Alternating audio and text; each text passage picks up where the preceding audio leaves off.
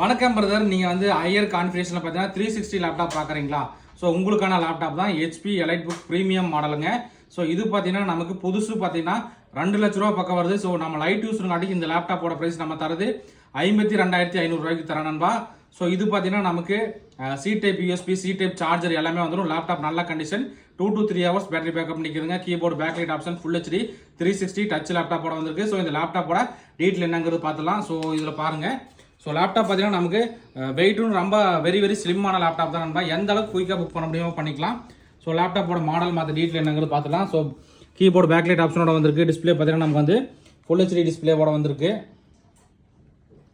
So லேப்டாப்போட model பார்த்தீங்கன்னா HP elite book X360 1040 G8 notebook பிசிங்க. ஸோ பர்ஃபார்மன்ஸ் பார்த்துடலாம்.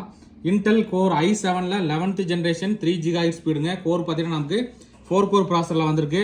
ரேம் பார்த்தீங்கன்னா நமக்கு 16 GB ரேம் DDR4ல் வந்திருக்குங்க. எஸ்எஸ்டி பார்த்தீங்கன்னா நமக்கு 512 GB NVMe SSDயோட வந்திருக்கு. Intel Iris graphics card shared memory பார்த்தீங்கன்னா நமக்கு 8 GBயோட வந்திருக்கு. ஸோ நண்பர்கள் வந்து எந்த அளவுக்கு குயிக்காக புக் பண்ண முடியுமோ பண்ணிக்கலாம்பா.